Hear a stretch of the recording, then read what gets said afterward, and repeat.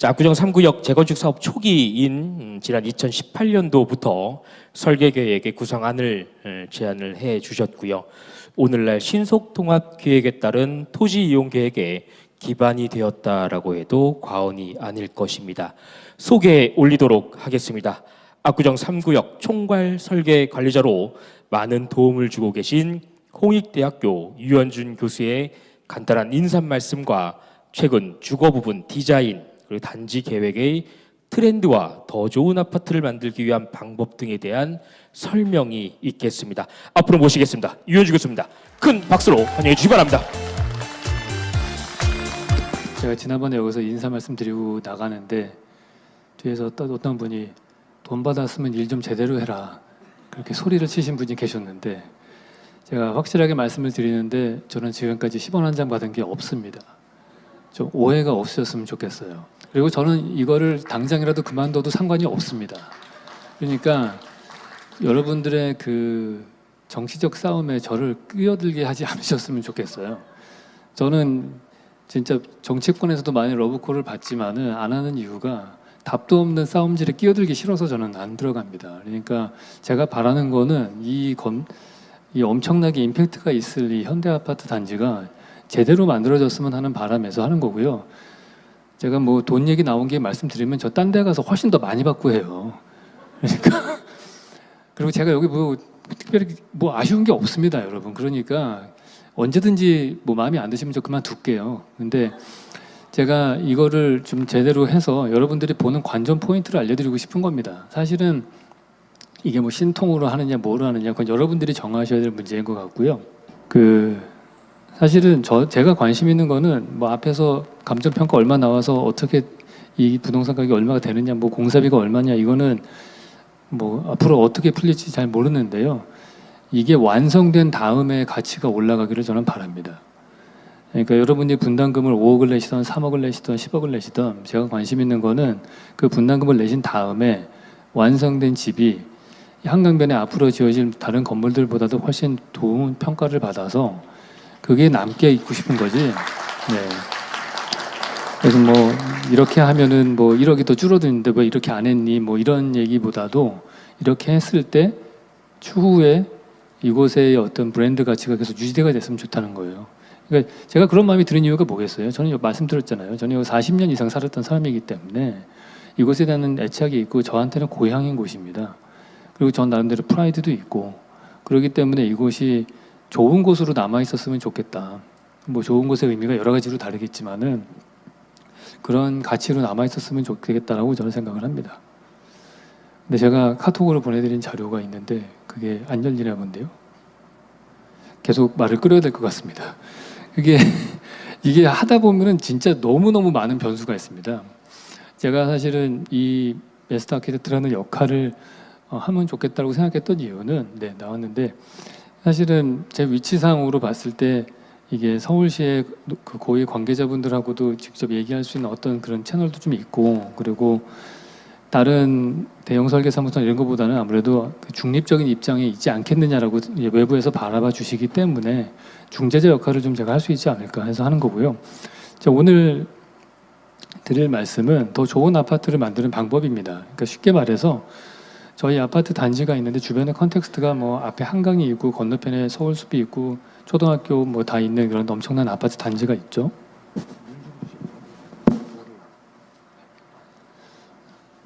근데 이곳에 여러분들이 앞으로 곧 고르실 거 아닙니까? 1번하고 2번하고 고르셔야 되는데 그거를 고르실 때 그 어떤 부분을 보고서, 저는 사실 그 안을 보지도 않았습니다, 여러분. 제 역할은 여러분이 조합을 재건축하는 방향을 정하시고 그 다음에 설계 업체가 정해지면 그 다음에 그 안이 어떻게 하면 더 좋아지겠는가, 그걸 옆에서 제가 조언을 하고 그걸 같이 참여해서 디자인을 하고 하는 게 제 역할입니다. 그렇기 때문에 그 의사결정 과정에서는 저는 개입을 전혀 안 하려고 해요. 그래서 일부러 보지도 않았고요. 근데 만약에 본다면은 여러분들이 어떠한 포인트를 봤으면 좋겠다, 그런 것들을 제가 오늘 이 시간에 좀 설명을 드리려고 합니다. 일단은 두 가지로 설명을 드릴 건데요. 단지 전체적으로 봤을 때의 것과 그 다음에 세대를 봤을 때는 어떤 포인트를 봐야 되는가, 이런 겁니다.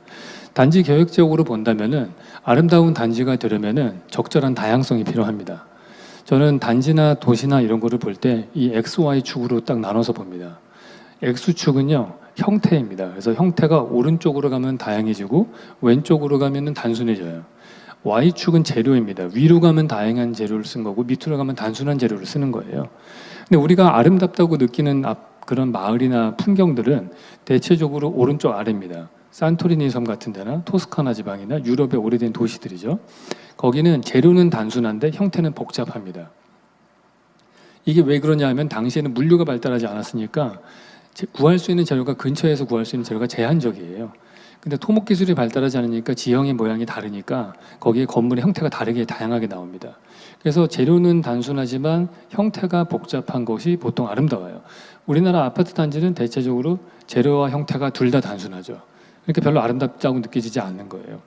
그래서 아름다움이 도대체 뭐냐? 그거를 보면은 서울하고 맨하탄의 스카이라인을 보면 극명하게 드러납니다.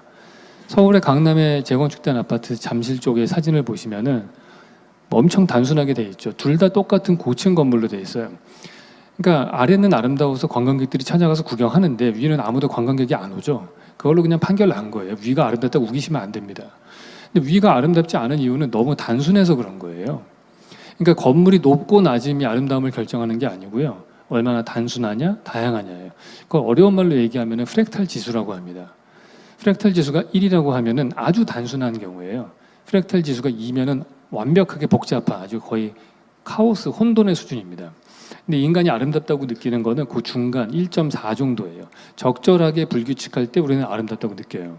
그래서 그거를 어떻게 만들 것이냐, 형태와 재료를 어떻게 써서 다양성을 만들 것이냐, 그게 되게 중요한 포인트예요. 근데 그러기 위해서 뭐 스카이라인의 변화가 있을 수도 있는 거고 아니면 동 하나하나의 디자인이 달라질 수도 있는 거고 여러 가지 전략들이 있죠. 또 하나는 외부 공간들을 보셔야 되는데 외부 공간이 다 넓기만 하다고 해서 좋은 건 아닙니다. 센트럴파크가 엄청 좋다고들 다들 생각을 하는데 센트럴파크의 단점이 하나 있어요. 그게 뭐냐면 너무 넓은 거예요. 폭이 좁은 쪽이 850m고 긴 변이 4km 정도 됩니다.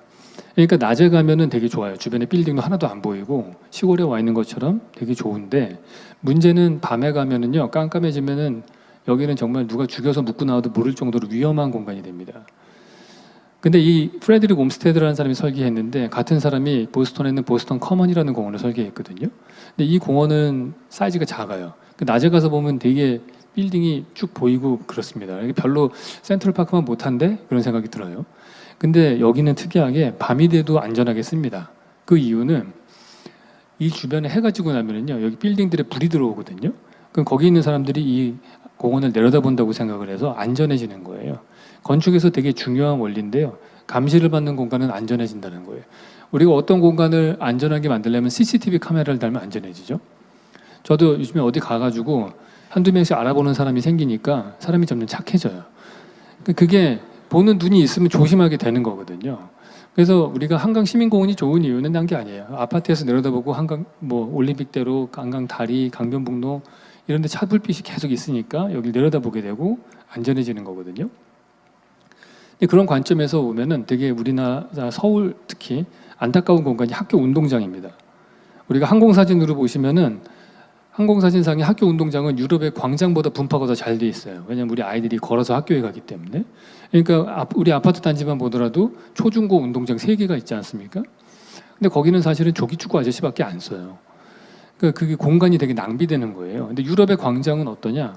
학교 운동장하고 사이즈와 빈 공간도 똑같은데 차이점이 딱 하나 있습니다. 그게 주변에 가게가 있기 때문에 그래요. 유럽 광장은 주변에 카페나 레스토랑이 있으니까 거기 앉아 계신 분들이 계속 쳐다봐서 이 공간이 안전해지는 거거든요. 그래서 저녁에 사람들이 모여서 생활할 수 있는 공동체의 중심 공간이 됩니다. 그러니까 우리가 아파트를 지으면은 분명히 많은 외부 공간이 나올 건데요. 그 외부 공간에 그냥 뒷다 나무만 심는다고 해서 좋은 게 아니고요. 그 공간을 제대로 쓰려면은 주변에 가게가 있게 디자인을 해야 되는 거예요. 사람들이 내려다보는 시선이 집에서도 내려다봐야 되고 주변에 카페 같은 것들도 있어야 되고 그러는 거죠. 제가 만드는 이런 계획안들을 보시면 제가 소망교회 마스터 플랜을 한 건데 주차장 앞에 이런 공원 같은 걸 만들게 되면은 이런 교육관 쪽에서 이 공원을 바라볼 수 있는 시선을 꼭 만들어 놓으려고 하는 것들이에요. 그래야지 저 외부 공간이 활성화가 됩니다. 지금 이거는 삼성전자의 사무실 공간인데요. 이 공간을 저희가 디자인할 때도 주안점은 뭐였냐? 포디움 부분에 저런 가든을 만들게 되면은 거기서는 반드시 주변에 식당들을 구내 식당을 배치를 해서 밥 먹으면서 정원을 바라보게 하고 그 공간과 주변부에 있는 건물의 쓰임새가 서로 연동되게끔 하는 게 그게 핵심적인 부분이에요. 또 하나는 아까 이게 성공적인 단지가 되려면은 상업 분야에서의 분양가가 높아져야 되잖아요. 그러니까 상업가로가 되게 활성화되는데 포커스를 맞춰야 됩니다. 어떻게 하면은 이 상업가를 활성화하게 할 것이냐? 우리가 보통 금요일날 저녁에 남자들이 데이트 코스 정할 때 테헤란로 걷자 이런 얘기 안 하잖아요. 보통 명동이나 홍대 앞이나 뭐 가로수길 이런 데 간단 말이에요. 이런 거리를 왜 더 걷고 싶어 하느냐? 제가 한번 생각을 해봤어요. 왜 홍대 앞에 제가 있으면서 맨날 여기는 왜 걷고 싶은 기분이 들을까? 가게 입구의 숫자랑 상관이 있는 것 같다. 그런 생각을 했습니다. 그래서 제가 공식을 하나 만들었어요. 이벤트 밀도라는 공식인데 100m당 가게 입구의 숫자가 몇 개냐 이걸 세는 거예요. 홍대 앞에 가게 숫자를 세보면요. 120m 구간에 1층 가게 입구가 16개가 있고요. 2층으로 올라가는 가게 입구 4개가 있습니다. 근데 거기는 특히 가운데가 공용 주차장으로 되어 있어요. 그러니까 건너편 쪽 가게도 그냥 들어가거든요.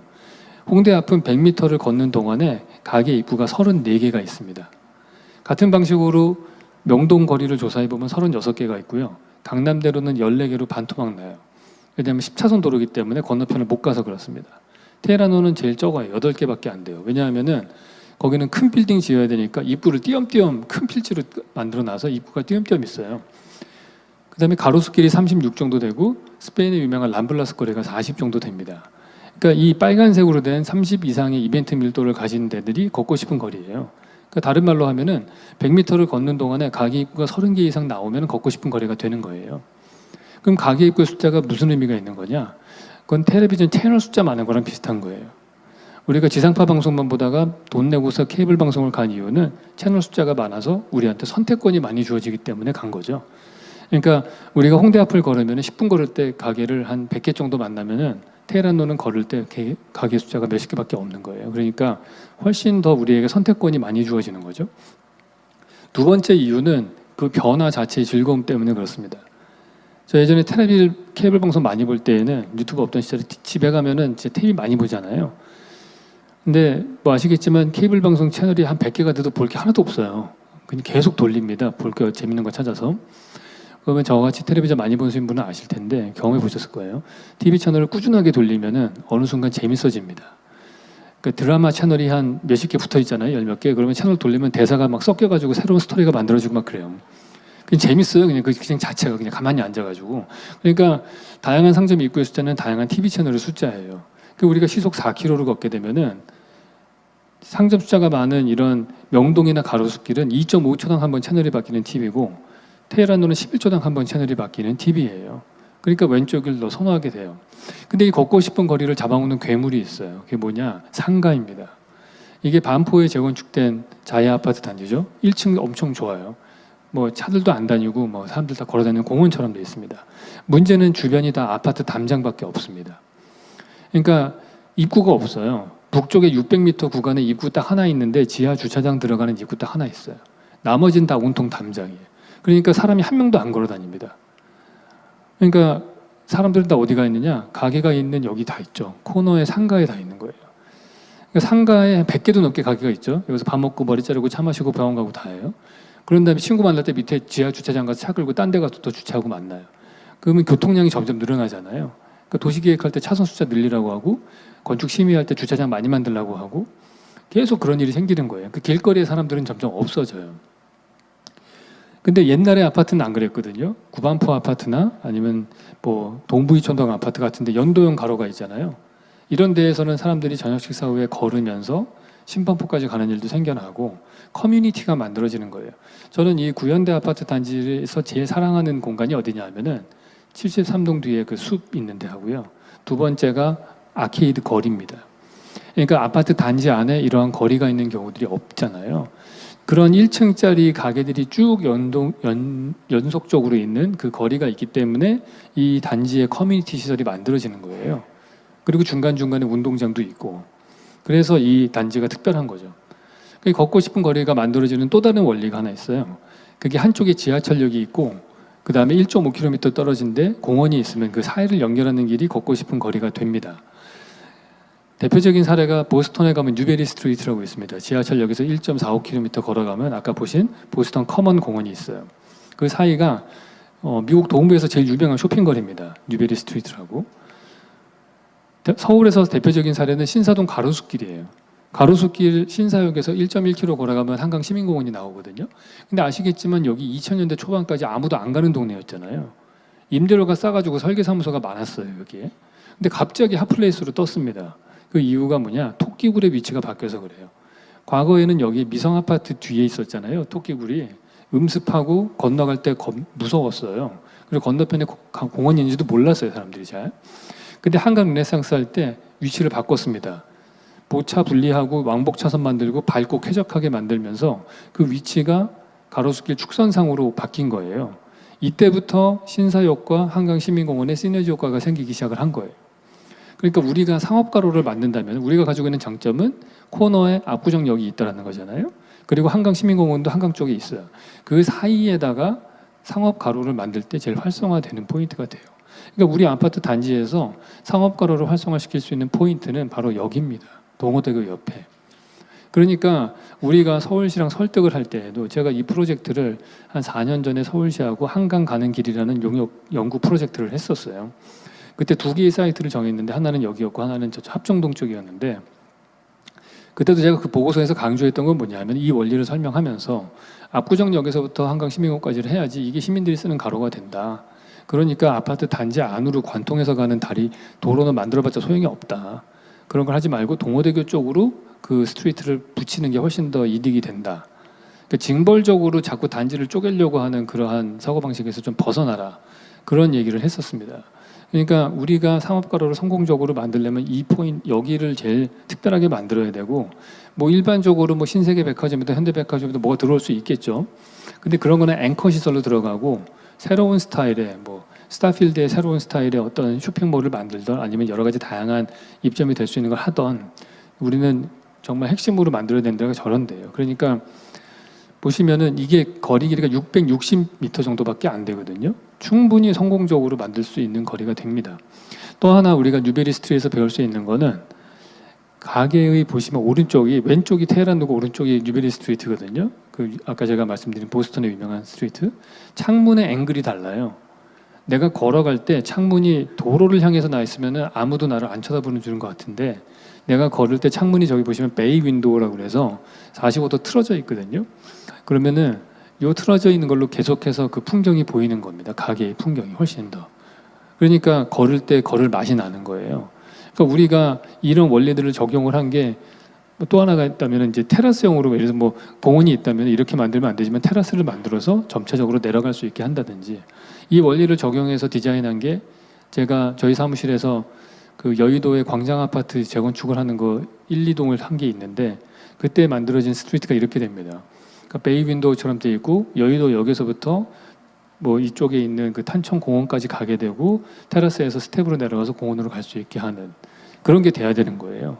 그래서 우리의 동호대교 옆은 이런 스타일의 쇼핑몰이 들어서는 그런 스트리트를 만드는 게 좋을 것 같고요.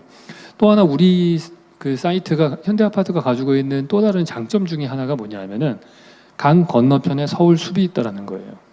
여러분들 그거는 어마어마한 혜택입니다. 근데 사실은 그림의 떡이죠. 가지를 못해요. 사람들이 뭐 성수대교 건너서 가지는 않잖아요. 옆에 차가 빨리 다니니까. 그래서 보행자 전용 다리를 저는 만드는 거가 이 아파트 단지의 퀄리티를 높이는데 센트럴 파크 앞에 있는 그런 집이 되는 거랑 똑같은 거거든요. 근데 사실은 그런 거를 트레이드를 해야 될 것 같아요. 보행자 전용 다리는 시민을 위해서도 공개되는 거니까 우리가 이거를 만들면은 뭐 공개 공지를 줄여달라든지 임대주택의 숫자를 줄여달라든지 이런 거를 사실은 서울시하고 협상을 해야 되는 거죠. 근데 이게 협상이라고 하는 거는 어떤 식으로 협상이 될지는 아직 모르잖아요. 이거를 뭐 그쪽에서 받아들일지 말지 사실 그래서 확답을 하기는 어려워요. 제가 볼 때에는 이 단지의 퀄리티를 높이기 위해서 특별한 곳을 만들려면은 서울숲이라고 하는 거를 앞마당처럼 쓸 수 있는 커넥팅을 만들고 물론 그게 서울시 전반적인 서울 시민 입장에서 봐도 되게 좋죠. 왜냐하면 서울 압구정역에서부터 660m 걸어간 다음에 걸어가면은 한강 다리를 건너가면 서울숲이 나오니까 이런 데는 사람들이 안 걸어 다닌단 말이에요. 제가 만든 그 논문 중에 하나가 공간의 속도라는 게 있어요. 사람이 걸을 때 공간이 속도가 빠른 데서 안 걸어요. 이게 걸을 때 옆에 빨리빨리 지나다니잖아요. 자동차들이.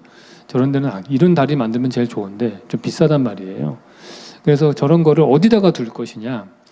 이걸 뭐 여기 가운데다 둘 때는 장점이라고 한다면 제일 빠르겠죠. 근데 제일 빨라서 좋은데 이럴 때에는 많은 외부인들이 우리 단지 안으로 관통해서 지나가야 된단 말이에요. 그러니까 제일 좋은 거는 이런 문제가 생기니까 조금 길더라도 이쪽으로 돌려서 상업가로하고 연결해서 보행자 다리를 만드는 축이 그게 제일 좋지 않겠느냐. 그게 사실 저 윈윈할 수 있다고 저는 생각을 하거든요. 그리고 여러분들이 단지를 재건축하실 때 꼭 필요한 건 나무를 자산이라고 생각하셨으면 좋겠어요. 사실 근데 나중에 공사하다 보면은 그 나무를 옮겨 심고 하는 거가 공사가 더 힘들고 이래서 그냥 결국에는 다 없애버리고서 이거를 다시 새로 심는 게 훨씬 싸게 먹히거든요. 그래서 없애버리는데 사실 전 좀 아깝습니다. 그래서 한 구역만이라도 그래서 건물을 남기지는 않더라도 뭐 73동 뒤쪽에 있는 숲을 보존을 해가지고 거기는 자연지반으로 내버려둘 수도 있잖아요.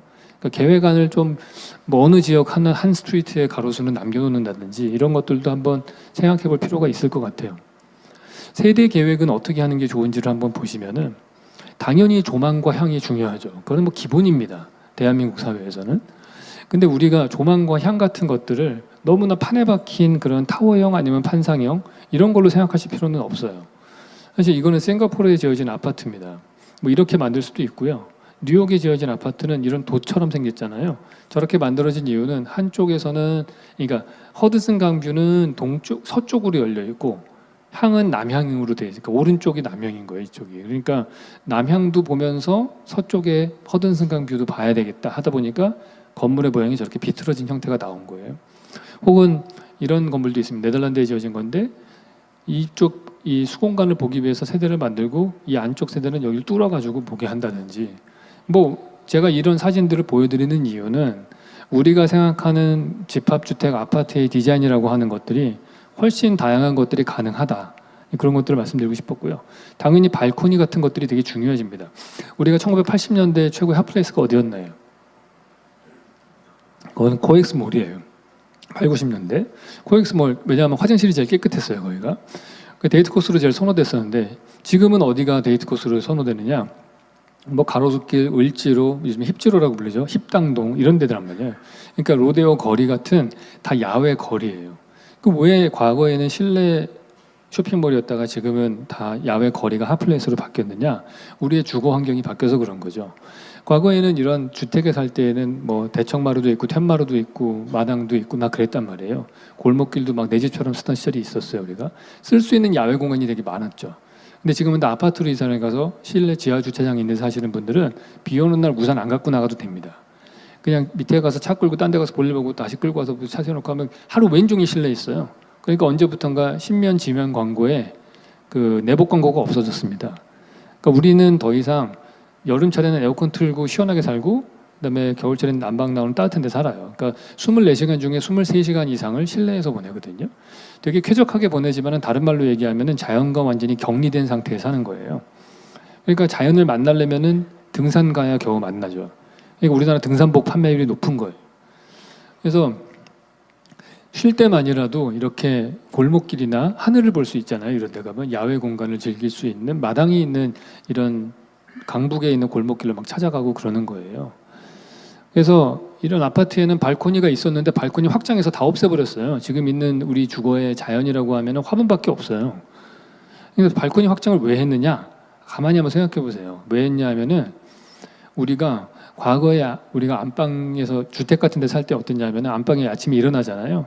그러면 이부자리 개껴서 장롱에다 집어넣죠. 그러면 안방에 밥상이 들어와요.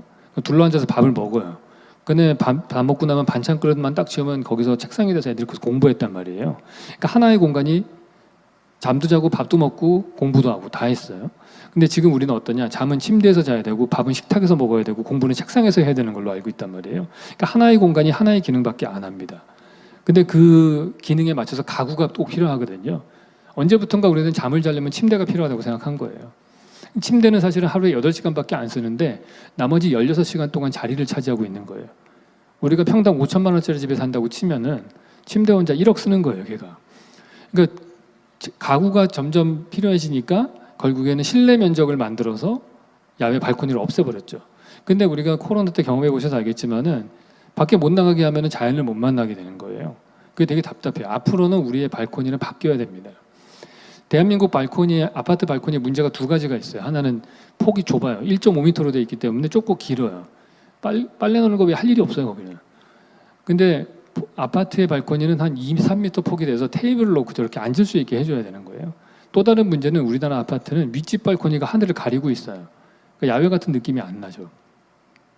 지금 보시는 거는 저희 사무실에서 설계한 그 아파트의 모습인데 모든 세대가 발코니가 2, 3m 폭으로 돼 있고 윗집 발코니가 비껴나가서 비도 맞을 수 있고 햇빛도 맞고요, 당연히.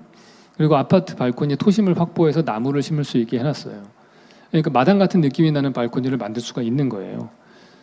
이거는 저희가 그 송도에다가 계획해서 진행하는 아파트 프로젝트인데 여기도 결국에는 모든 세대들이 다 발코니와 아니면 테라스가 있게끔 디자인을 해서 야외 공간을 즐길 수 있는 그런 아파트를 저희는 디자인하려고 합니다.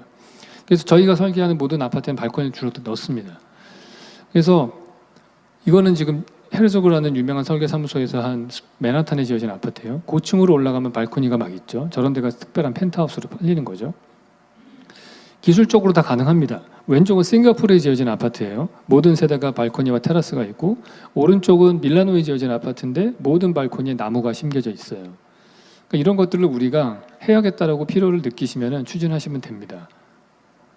가족 간의 소통도 되게 중요합니다. 우리가 세대를 디자인할 때 평면도는 사람들 간의 관계에 영향을 미쳐요. 과거에 우리가 살았던 한옥을 보시면은 안방에서 창문을 열면 마당이 보이고 그다음 마당 건너편에 사랑채가 보이고 거기 창문을 열면은 안방에 있는 사람과 사랑방에 앉아 있는 사람이 서로 얼굴을 보고 마주 볼 수 있었어요. 근데 지금 우리 아파트는 어떻게 되어 있느냐? 다 벽으로 막혀 있죠. 그 창문은 다 바깥으로만 나 있어요. 그래서 가족 간의 소통이 없는 겁니다. 제가 디자인하는 아파트나 이런 주택 평면에는 항상 방에서 방을 보는 창문을 일부러 좀 만들어요. 조그맣게라도. 그래서 내가 방에 프라이빗하게 혼자 있더라도 마당 그 거실에 있는 사람이나 건너편 사람의 방을 볼 수 있게 하는 거죠. 뭐 이런 얘기 하면은 다 10대 애들은 다 싫어하죠. 근데 싫으면은 그냥 창문을 닫고 커튼을 치면 됩니다. 그러니까 그런 선택권이 주어지는 거예요. 우리가 만약에 3베이 아파트가 있어요. 거실 양쪽에 방이 있죠. 거기서는 딱 한 가지 경우밖에 없잖아요. 근데 만약에 거실 쪽을 향해서 창문이 뚫려 있다고 생각을 해보세요. 그러면은 왼쪽 창문을 닫은 경우, 오른쪽 창문을 닫은 경우, 둘 다 창문을 닫은 경우, 둘 다 연 경우, 4가지 경우가 생기죠. 그러면 집이 훨씬 더 넓게 느껴지는 거예요. 똑같은 집이라도 사람들 간의 관계가 바뀌고 공간의 느낌이 달라집니다. 그러면은 결국에 공간이라고 하는 거는 절대적인 물리량이 아니고 기억의 총합이에요. 다양한 기억이 많아지면은 그 공간이 넓어 보이는 거거든요. 그래서 그러한 기억에 여러 가지 다양한 기억이 나올 수 있게 하는 거예요. 창문이 중요하고요. 또 하나가 마당이 그래서 중요한 거예요. 발코니가. 왜냐하면 발코니는 계속 자연이 바뀌잖아요. 계절에 바뀌는 걸 느낄 수가 있어요. 그럼 그 공간은 예를 들어서 10평짜리 마당인데 여름에 꽃 피고 뭐 이제 봄에 꽃 피고 여름에 비 내리고 가을에 낙엽 지고 겨울에 눈 내리고 뭐 한 10가지 풍경이 있다면은 10평짜리 마당이 한 100평으로 느껴지는 거거든요. 그런 것들이. 그래서 그 다양한 그 메모리를 만들 수 있게끔 평면을 짜야 되는 겁니다. 그리고 기둥식으로 주로 만드시면 좋겠어요. 보통 보면 가전제품 사이즈 커지잖아요. 정말 저도 이 현대아파트 살았지만 진짜 이 집에 가서 가전제품 저런 거 들고 가면 양문형 냉장고와 가스레인지 4개 구멍짜리 들고 가면 부엌이 좁아 쓸 수가 없어요. 그러니까 다 결국엔 방 하나 부수고 뭐 하고 싶은데 안 되잖아요. 왜냐하면 벽식 구조이기 때문에. 여러분이 이번에 지으면은 이 건물은 100년 넘게 쓸 수 있는 걸로 지으셔야 되는 거예요. 근데 그거를 다 벽식 구조로 만들면은 한 10년만 지나면은 라이프 스타일이 바뀌고 가족 구성원 숫자가 바뀌면서 부수하고 새로 지어야 되는 요구가 생기는 거예요. 그걸 막으려면은 이런 식으로 기둥식으로 하면 됩니다. 기둥식으로 했을 때에는 언제든지 가변적으로 다 바꿔서 쓸 수가 있고요.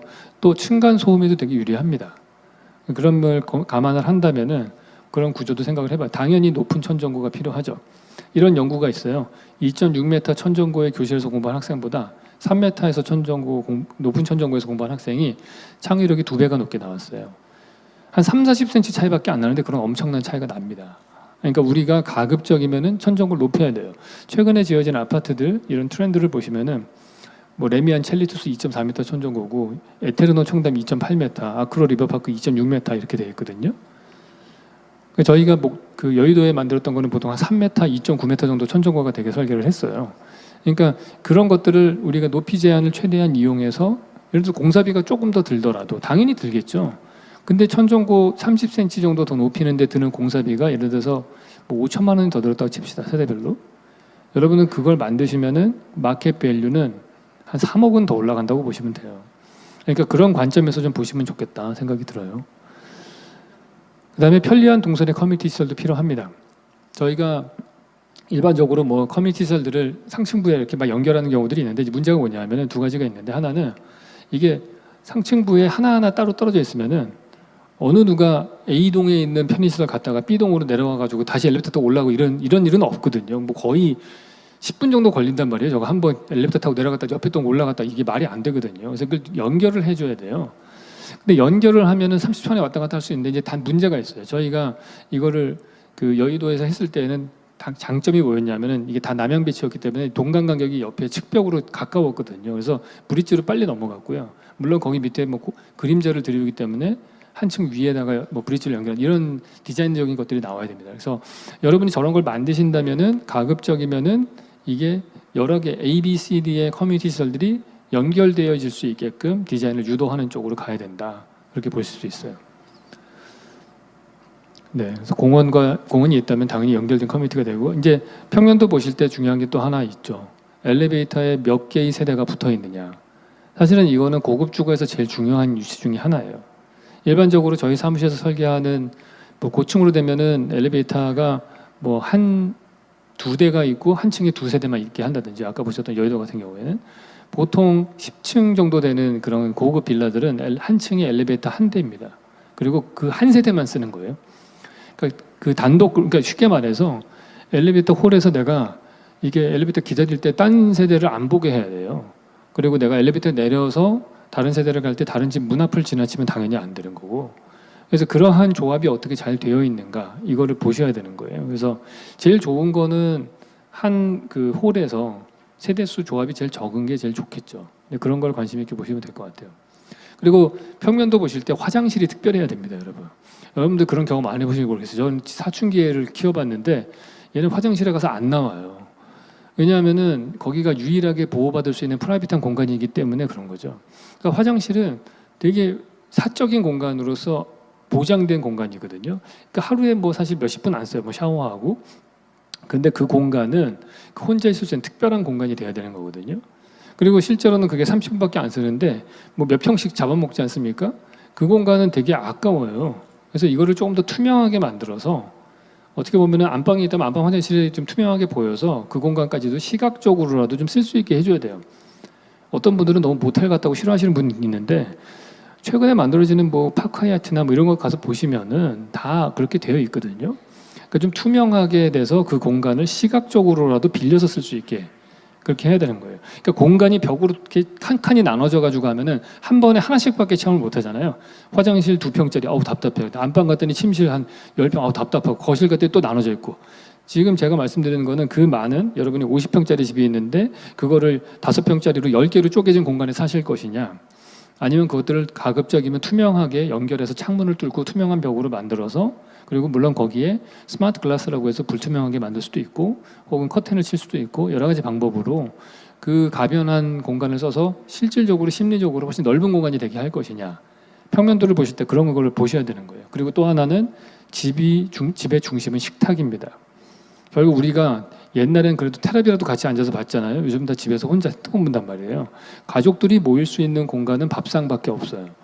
그렇기 때문에 가장 모든 구성원들이 모여서 제일 멋있는 공간으로 꾸며져야 되는 곳은 식탁 놓여지는 자리라고 봐야 되는 거예요. 여기서 뷰가 되게 중요합니다.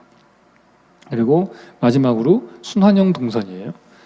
이게 평면도로는 제가 안 갖고 왔는데 말씀을 드리면은 A에서 B를 가잖아요. A에서 B를 갈 때 한 가지 방법밖에 없으면은 어떻게 합니까? 다시 B에서 A로 올 때 그 길을 거꾸로 돌아오죠. 우리 아파트 평면도가 다 그렇게 돼 있어요. 현관문 열고 들어가서 거실 보이고 안방 보이고 건너방 보여요. 그다음에 들어간 다음에 다시 간 길로 그대로 나온단 말이에요. 그러면 한 가지 경우밖에 없죠. 근데 만약에 그런 상상을 한번 해보세요. 거실을 거쳐서 안방을 들어갔는데 안방에 발코니 쪽으로 문이 하나 뚫려가지고 그 문으로 나와가지고 다시 거실로 나올 수 있게 됐다. 그러면 이게 한 바퀴를 돌게 되잖아요. 그럼 뺑뺑뺑뺑 순환이 되는 겁니다. 그러면 집이 더 넓게 느껴져요. 그러니까 애플 사옥 같은 거 보시면은 이렇게 동그란 도너스 모양으로 되어 있어요. 왜냐하면은 계속 뺑뺑이 돌면서 영원히 사무실에 있으라는 얘기인 거예요. 그러니까 순환형 동선으로 만들면 공간이 더 넓게 느껴집니다. 그래서 근데 그러니까 뭐 문도 안 만들려고 하고 혹은 그 복도 공간으로 한 반평 없어지는 거 이런 것 때문에 아까워서 그런 걸 안 만들거든요. 심리적으로 그런 걸 만들면은 집은 더 훨씬 넓게 느껴진다. 그렇게 보시면 돼요. 그래서 쭉 보시면은 건축은 관계를 디자인하는 거예요. 우리가 이 대형 아파트 단지가 들어서면 도시하고의 관계도 있고 시민들하고의 관계도 있고 당연히 집을 지으면은 집 안에 가족 구성원들끼리의 관계도 있고 옆집하고의 관계도 있고 근데 저는 개인적으로는 제일 좋은 관계는 적절한 거리를 두는 거라고 생각해요. 너무 가깝게 지내는 거 저는 싫습니다. 사실 제가 제일 아파트에 살면서 싫은 거는 엘리베이터 타고 내려갈 때 앞집 아저씨 만날까 봐 싫어요. 다 아시잖아요. 내려가면서 다른 층에 서가지고 딴 사람 타는 것도 싫어요. 그런 거 옆집하고 사이좋게 지내고 싶지도 않아요. 저는. 우리 농경사회도 아니고 그냥 저는 프라이빗하게 살고 싶어요. 내가 원하는 사람들 만나면서 그런 관계를 잘 컨트롤할 수 있는 공간이 돼야 되는 거예요. 괜히 무슨 뭐 옆집하고 숟가락까지 뭐 다 알고 품바야 미룰 일이 없어요, 여러분. 그거는 옛날에 같이 벼농사 짓던 시절 얘기거든요. 그거는 산업혁명 이후에 우리의 도시화된 인간들은 자기의 프라이버시와 오히려 자연하고의 접점이 더 중요하다. 그렇게 볼 수 있어요. 그러니까 좋은 건축은 화목하게 하는 건축이에요.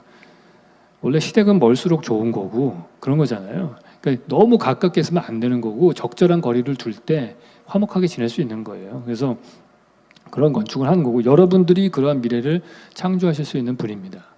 저는 압구정 현대아파트에 애착을 가지는 이유는 뭐 제가 여기서 어려서부터 초등학교 때부터 산 것도 있지만은 이 아파트가 갖고 있었던 상징적인 의미가 있잖아요.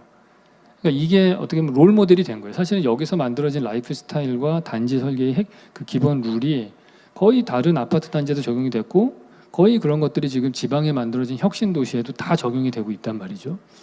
그래서 이게 요번에 우리가 어떠한 모델을 만드느냐가 되게 중요해요. 이거를 만들면은 그게 아마 다른 데의 여파가 계속 생겨날 겁니다. 사실은 그것 때문에 제가 저 입장에서는 적은 돈을 받고 욕을 먹어가면서 일을 하는 이유가 그거예요. 예? 그러니까 이거가 의미가 되게 크다고 저는 생각을 하는 거예요. 근데 그거 여러분들의 집이기 때문에 사실 여러분들한테는 저보다 훨씬 더 큰 의미가 있을 거라고 봐요. 그 되게 좋은 어떤 롤 모델을 하나 만들어 주셨으면 좋겠다. 그리고 그 과정은 결코 쉽지 않습니다. 그게 서울시 그 행정직계 사람들하고도 싸워야 되는 거고 아시겠지만 이 정도 되면 너무 상징성이 크기 때문에 또 정치적인 어떤 메시지가 강해서 그게 어떤 식으로든 이용이 될 수도 있고 뭐 여러 가지 걸림돌들이 많을 거예요. 이번에 아시잖아요. 이번에 A사, B사 나와서 그 치고받고 싸우는 거 보세요. 개판이에요.